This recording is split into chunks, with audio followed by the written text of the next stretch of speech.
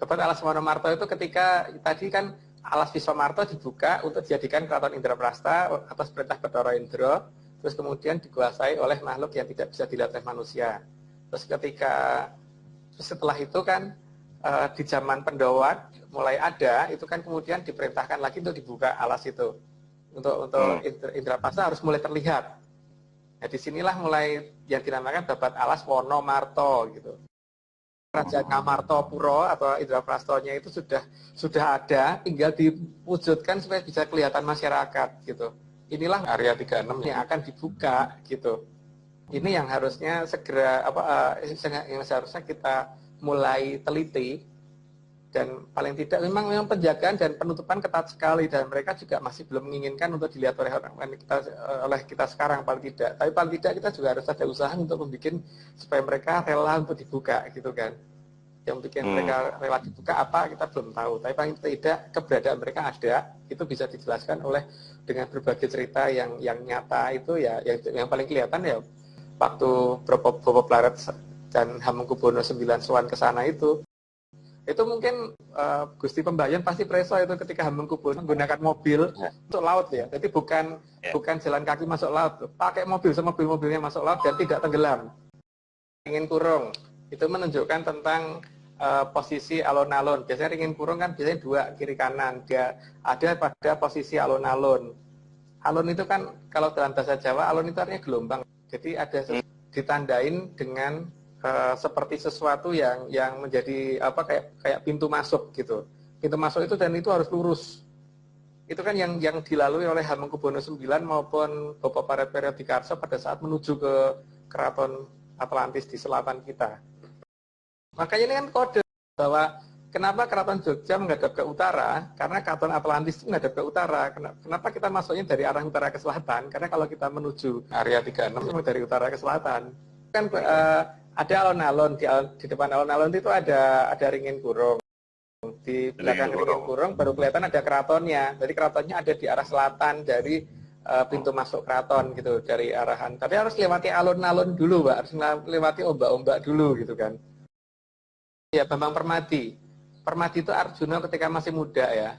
Jadi dia yang akan membuka itu. Makanya untuk menunjukkan bahwa beliau itu betul-betul yang nantinya pertama kali buka, maka jariknya aja kan warnanya terto tejo kan Pak. Terto itu air, tejo itu kan sinar dari air gitu loh. Jadi di situ menunjukkan bahwa ada salah satu area 36 di tengah lautan gitu. Bentuk terto tejo seperti gelombang air jariknya. Tapi kalau Bambang Permadinya kan nantinya akan dapat bantuan, dan untuk melihat itu menggunakan minyak jayeng katon. Yang minyak jayeng katonnya tentu saja bukan yang beredar saat ini ya. Itu ada sesuatu yang sangat khusus yang membuat mata manusia bisa melihat sesuatu yang tidak bisa dilihat oleh orang normal zaman sekarang gitu. Haji Kemayan itu adalah sesuatu kemampuan untuk menutup suatu wilayah supaya tidak bisa dilihat orang. Ini kan banyak orang yang sering melakukan itu.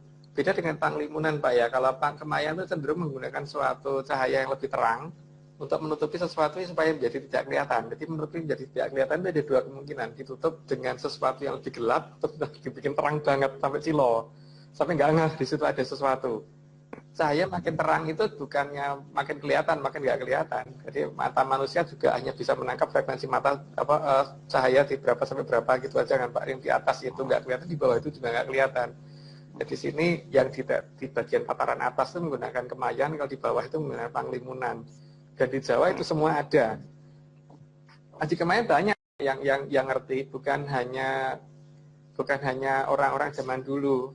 Orang zaman sekarang juga banyak yang menggunakan itu. Di beberapa cerita perjuangan juga pernah ada itu cerita tentang Jenderal Sudirman. Pada saat perang itu kan, untuk mereka yang pernah mengerti cerita dari beberapa orang tua yang pernah ikut pada saat perangnya Jenderal Sudirman, kan Jenderal Sudirman itu menutupin pasukannya sehingga Belanda nggak ngelihat. Dekatnya nggak bisa ditangkap karena nggak ada yang kelihatan. Ya banyak lah cerita seperti itu. Tapi ya saya buka cerita yang paling gampang dilihat dulu. Nah itu namanya Haji Kemayan, dan kita pernah mencoba untuk menggagalkan suatu usaha yang dilakukan oleh orang yang berusaha mencuri temuan kita, sehingga pada saat mereka menggali daerah yang tempat kita nyatakan ada, maka mereka tidak akan bisa menemukan karena ditutup pakai Haji Kemayan. Yang nutup bukan kita. India itu hanya mengenal 2 jenis cerita, Mahabharata sama Ramayana. Sedangkan di kita itu Ramayana itu terjadi di zaman Kaurwa-Boro, sedangkan Mahabharata itu terjadi di zaman Kalapurwa dan Kalabroto. Semuanya ada di zaman di zaman-zaman yang awal sih. Jadi masih sangat jauh. Jadi kalau mereka ngeklaim seperti itu hak mereka. Kalau mereka yang ngeklaim, seharusnya kan tidak ada cerita tentang prasasti yang ada di Prasasti Kalkuta itu yang menjelaskan Prabu Erlangga pernah ngajarin mereka. Di sini ada cerita orang India ngajarin kita, di sini kan enggak. Tapi Prabu Erlangga ngajarin mereka di sana ada di Prasasti Kalkuta kan paling tidak. Kalau mereka klaim dari India, kok mereka diajari dari sini. Itu cerita yang bagaimana terserah lah. Mereka mau ngaku seperti apa juga terserah. Dan bahasa Sanskertanya mereka lebih kasar daripada bahasa Sanskertanya kita. Ditunjuki teman dari India, mereka menunjukkan ada satu cerita yang kemudian saya potong di beberapa patah kata yang saya tanyakan, ini kok seperti ini kan ini cukup kasar gitu. Mereka ada tulisan gini, Romo Jayabolo Anoman, yang artinya Romo mempunyai wadyabolo atau diikuti oleh Hanoman gitu. Tapi ketika saya cocokkan dengan sastra yang ada di negara kita, ditulisnya kan Sang Maha Prabu Sri Bathara Rama kairing dening Wanara Seta Anoman. Jadi seorang Maha Prabu titisani Bathara, jadi Bathara Rama diikuti seekor Wanara. Wanara itu kera. Wanara Seta, berarti Wanara kera putih. Anoman. Mana yang lebih sopan? Lebih sopan kita, dan yang lebih sopan itu pasti peradabannya lebih tinggi, Pak. Romo sama Anoman ya dijangkar gitu aja, nggak pakai gelarnya di depan. Gunungan ini menunjukkan ada suatu bentuk bangunan yang ada di dalam gunungan tersebut, kan, yang kayak disembunyikan dalam gunungan tersebut gitu loh. Jadi ada area 36 yang sedang disembunyikan di dalam suatu wilayah gitu loh. Gunungan itu merupakan tapal batasnya gitu. Jadi ada satu bangunan bagus, indah, itu ada di dalam situ yang tidak bisa dimasukin orang, karena orang hanya bisa melihat dari pinggir area 36-nya aja, dan itu tidak bisa melihat ke arah dalam. Gitu, dilambangkan dengan seperti itu. Ini menunjukkan adanya suatu kehidupan di sebelah sana, dan yang bisa kita lihat cuman yang dimainkan oleh peradaban sebelah sana. Karena geber itu menunjukkan daerah garis batas. Dan kalau kita bisa melihat ke dalam gebernya, yang kita lihat kan bukan orangnya yang lain lagi main gamelannya dan dalangnya, Pak. Tapi sesuatu yang dimainkan oleh si dalang kan.